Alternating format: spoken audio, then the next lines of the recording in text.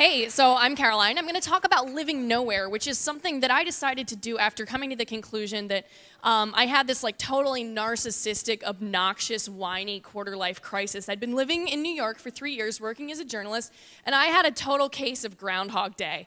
And so, I was going to the same bars, I was hanging out with the same people, I was ordering the same beers, Hoegaarden at Tom and Jerry's, by the way. And I was making the same mistakes. I was hurting myself and my friends in the same ways. So I decided I needed to get out of New York and travel a little bit. I know what you're thinking. I've read this book. I didn't really have like a deep spiritual impulse behind why I wanted to leave. I also didn't have a book advance to pay for my trip around the world. Oops.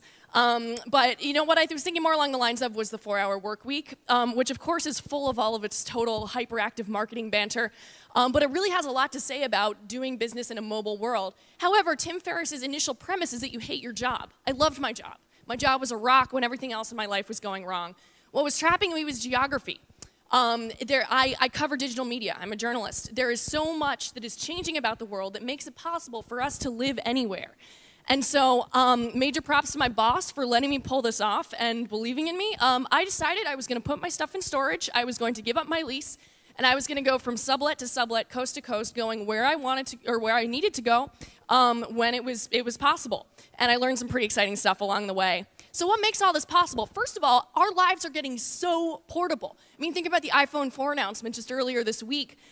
You've gotten an entire video camera consolidated on one device. People have their entire book libraries on iPads now. It's really exciting. Additionally, there's the travel industry. Virgin America, their planes have power outlets and Wi-Fi. It means that a travel day can be a work day even if you're going cross country.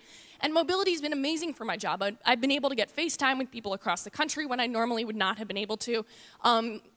It's been fantastic. Then there's the negative side, home ownership. You know, all the headlines for people who would normally be thinking about buying their first house are really, really crappy right now. The Indianapolis Business Journal said last year that there was an 8% drop in home ownership for people under the age of 35. But there's a positive side to this too. There are so many exciting things happening in housing. I have in the past year found housing on Craigslist, through friends' private exchanges, through last-minute hotel booking sites where I slept in this bed once when I really needed somewhere to crash for the night and had no friends with empty couches. Then there's Airbnb. This is my favorite. It's designed as a hotel alternative, but it's worked itself into this kind of sublet market where people have even banded together in groups where they can create these private exchanges for where they can stay, who they trust, who they can stay as. It's got a really cool community and it's growing.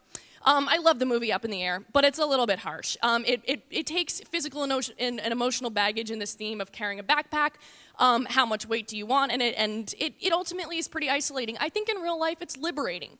I got concerned about my personal relationships and whether they would get superficial as I traveled. It's not true.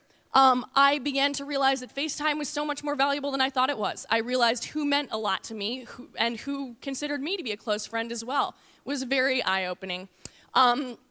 The mobile workplace is a big topic these days. The guys from the Summit series, those total bros who go and put young entrepreneurship conferences on around the world, they've got this really kooky setup where they change their office space into a different, like, exotic location every few months and using it as a live workspace.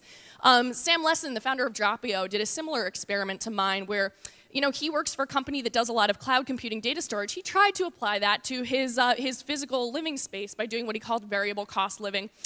However, at the end of his blog post about it, he failed, and I failed too. I came back to New York last month, and I'm here to stay, at least for the time being. I realized my industry is still here. And additionally, traveling frequently, you know, you are going to be paying more for the month for housing than you would be if you were living in the same place. And you know what? Maybe I deserve to fail. Maybe I'm operating on this principle of like world-changey, super enthusiastic, privileged, like, you know, oh my God, I'm a disruptor, like that kind of thing.